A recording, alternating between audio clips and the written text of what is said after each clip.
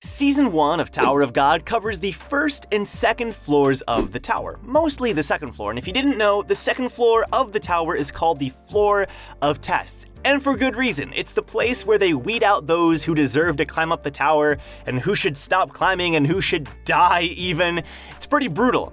And because of this, I thought it'd be pretty fun to break down all of these tests, which ones are not as challenging, which ones are more challenging. So today, the Apostles of Anime and myself will be breaking down and ranking which tests we think are the most difficult in Season 1. This is a continuation of our Tower of God ranking series, and if you want to actually see the next part, which covers what we think are the best moments in Season 1, then check out the Apostles of Anime because they just released their video talking about those moments. It's linked down below, their channel is also down below. They're a lot of fun to work with. These guys make some great Tower of God content, so definitely check them out, and I'm also in that video, so go show me some support. At number 7, we've got Lero Ro's Shinsu Wall. Now, this is a difficult test, don't get me wrong, even though it's number 7 on the rankings, so on the least difficult of the tests, the lesser end of the tests, it's still challenging. I mean, the whole point of this test is you have to have Shinsu resistance to get through that wall. And it's really more about luck than anything else. Were you born with the capability and the potential to keep climbing? That's really what that test was all about, was do you have what it takes to stand the amount of Shinsu that will be blasted at you and that you'll be surrounded with even as you climb the tower? Shinsu is everywhere. So that being said though, the test itself is just that. Are you lucky? Do you have what it takes to get through the wall? Now, the two characters that sort of break that mold are Shibisu and Serena, because they weren't born with Shinsu resistance, and yet they persevere through the wall. So there are ways to get through even if you're not born exceptionally gifted. That said, okay, sure, this test is about being lucky or you persevere and you have enough determination to get through the wall. That's all the test is, there's not much more to it, so it's still challenging. It nexted a lot of people. A lot of people could not keep climbing because of this test. But comparatively, you're not dying if you fail. You know, I mean, you can't keep climbing. That's about it, you know, and ultimately, many of them were just able to walk right through. You know, for people like Anak, it was probably the easiest test in the world. So that's why it's at number 7. And number 6 on our list is the Hansung door test. All right, the basic breakdown of this test is you're given 5 minutes and you have to choose one door of several doors to walk through so you can pass the test. If you choose the wrong door, you fail. If you wait for the clock to run out and just don't go through any doors, you also fail. The main team that we see going through this test is Bam's team. So initially, Kun is sort of propped up as the one who's going to figure this out, right? He's the most analytical one. He's the one with the, the highest IQ. He's the big brain of the group. But we actually see Kun struggle with this test quite a bit. Now, all the way at the end of this test, we see that the main problem here is that because Kun has such large trust issues and has such a hard time just sort of putting his faith in his instincts, he actually struggles with which option to choose because theoretically there is no outstanding right or wrong answer. It's not until we have someone like Rack who literally lives on instinct sort of kick open one of the doors and just go, "Fuck it, that one," that we actually realize that was sort of the test, right? The whole thing here is that going up the tower is a very, very dangerous endeavor. You're gonna need teammates and or people that you can trust and rely on. And these companions, at least some of them, have to be people that can sort of act on instinct and don't falter or don't make decisions and don't hesitate. It's a very, very vital skill, and for that reason, while it doesn't have a whole lot of high stakes and it's not a very complicated or multi-step test, it definitely has a valuable lesson in it and deserves a spot on this list. All right, at number 5, we have the Crown Game. So the Crown Game is fantastic to me for many of reasons, but one of the ones in particular is that we finally get to see what some of these characters are capable of. For instance, we get to really see Kun's bag on display in this game, right? We get to see the fact that it could duplicate the crowns like crazy, and we also get to see the fact later that it can put people inside the bag as well, which comes really in handy later on. We also see it with the Green April as a weapon and Anak as its user. Among many other characters, we have the woman with the Shinsu wand, we have people that can fly, we have people that can do all these different things that we really didn't get to see put on display prior. So that's one of the reasons why I really like the Crown Game in general. Another thing I really love about this test, which is something that seems to be obvious but might get overlooked in a way is that this is the first test that really puts the emphasis on tactical and strategic planning. We get to see some of the other characters and how they would respond to this sort of thing, right? We see some that are, well, let's not go yet. We don't want to test ourselves. Or some of them are just going to dive right for the button the second it starts. Some of them have ulterior motives at play, as we see later in the test, etc.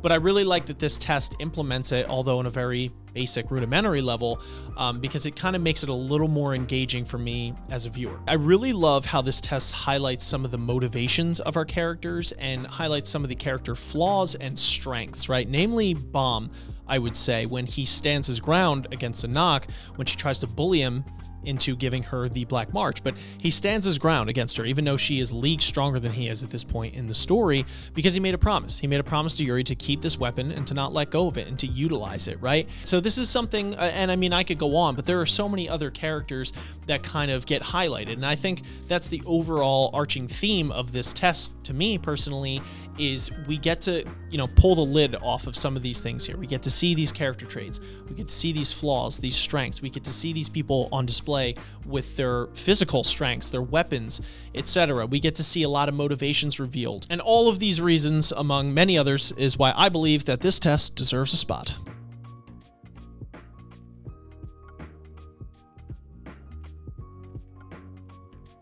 At number 4, we've got the elimination test, or the death match, at the start of the second floor. It's the first test that welcomes you to the second floor. It's your welcome party where you have to kill and narrow down 400 regulars to 200. What a great welcoming party. The death match is interesting because it's pretty simple. All they're telling you to do is, hey, there's 400 of you here, you gotta kill them until it gets down to 200. Okay, sure. And then once it's down to 200, you have to make teams of 3. It always made me sad because you're dividing 200 by 3, which means there's 2 guys, at least, who just couldn't find a team. F in the chat for those 2 guys. They could have been the most powerful people in the tower, but they couldn't find a teammate, and they failed. That's actually really sad. So the deathmatch is honestly, like I said, pretty straightforward. However, it's pretty intimidating. There is chaos, fighting, blood, death, all around you. There's bullets flying and arrows shooting by, people dying and screaming. And you could be one of those people. You could be someone who is very gifted. However, the chaos of the battlefield could really throw you off. I think this test is actually very difficult because it has a 50% mortality rate. That's pretty darn high. It's pretty crazy. So this test, even though there's not as much strategy going on, you have to have survivability instincts, all right? You need to either run away and hide, which may or may not work, right? It didn't really work for Bomb. Or you've got to just be killing people left and right. It's pretty crazy. I think this test is definitely, it's not as hard as some of the others, which is why it's sort of in the middle. However, there's still more going on, I think, and especially more at stake in this test than some of the others, all things considered. Again, though, the other thing is that just those teammates, man. You could be so strong, and yet you just can't find team. Imagine you're way out there in the middle of nowhere killing people. You kill everyone around you. They tell you there's to make teammates, and you're like, oh. You run back, and it's too late. You could be Yurik freaking Mizzino, and you come back, and everybody's made a team. Except that if you're Yurik, you can just, kill one of the teammates and just, slide right in there. It's hey! All right, number 3 on this list is the hide-and-seek test. Now, the cool thing about the hide-and-seek test is it doesn't actually operate super different from the regular game of hide and seek, right? So you have your seeker, whose job it is to catch the it of one of the 2 teams, Team A or Team B, and you have the it of each of those teams, which is just one person designated to carry the badge for that team and get across the finish line. If the seeker gets the it and takes their badge, they fail. If the it gets past and claims the badge of the seeker, then they pass. It's pretty cut and dry. Also, the seeker that's going after each of the teams of the regulars is none other than Quant Blitz, a ranker. You have the main objective for Kuhn is to get Bomb's team to pass, or specifically Bomb, and for Endorsi, all she really cares about is herself passing, whether the rest of her team, quite frankly, is alive or not. Now, to further complicate this test, there are a couple of limiters, let's just say. So for one, Quant is not allowed to attack people inside the safe zone. The it for each team has to be a fisherman, And there is a 3-hour time limit. And there's even some other things to throw in the mix here, like the fact that if the it of any of the teams themselves touches the badge of the Seeker, that person individually gets another 2,000 points just by themselves, which we know is important because everybody, teams and individually, need enough points to qualify to take the next test. All things considered, there's a lot going on in this test. There's definitely a lot of room for things to go right, things to go wrong, and like most things in Tower of God, that's exactly what happens, but it is definitely a good test for testing determination, wit, and perseverance. And for that reason, we're putting it on number 3 for our list. All right, so coming in at number 2, we have Hedon's test, where he tests Bam with breaking the ball in the middle of this cage, all while trying to avoid being eaten by this ginormous eel. So this test is all about Bam. Bam has the spotlight. He is the main character, the star player in this test, and it's a very pivotal and important moment within the story because it shows the audience who Bam is going to be as a character. Now, of course, his motivations and such can change over the course of the story, but we need somewhere to kind of springboard off of at this point in the story, and I think this test does a perfect job of conveying to the audience who Bam is as a person. It also does a fantastic job when you watch it later or read it later when you find out what Rachel's decisions were when faced with the same exact test, right? Bam is the stark opposite of Rachel. He is the antithesis to everything that Rachel is. And we really get to see that on display, especially when we see Rachel's perspective later on. So I guess in a weird way, you could kind of incorporate her side of the test into Bam's side of the test. At least I do when I'm comparing or talking about this test in particular. Now, I can't put aside the fact that Bam definitely gets some help and has quite a bit of luck on his side and his dashing good looks, which definitely help him complete this test. And I'm not kidding when I say that, but I do have to say that Bam's character, just the fact that he's willing to take this test, right? These insurmountable odds are just laid out before him and he just faces it head on. Like I said, I think the biggest thing when it comes to this test is really giving us a springboard as an audience in terms of who Bam is going to be. Are we going to like this character? Are we not? And then really again comes full circle when we see such the stark contrast to Rachel when she is posed with the same exact test and just straight up runs away from it. And I think that's why this test, among others, is incredibly important to the story and especially in season 1 in particular. Or if any of you need any more convincing beyond what I just said, you have to remember this is the scene where Yuri kicks Bam straight in his face, and I know that most of you probably fell in love with that woman right then and there. So, I mean, everything else I said, you just put that to the side. This is where Yuri struts her stuff.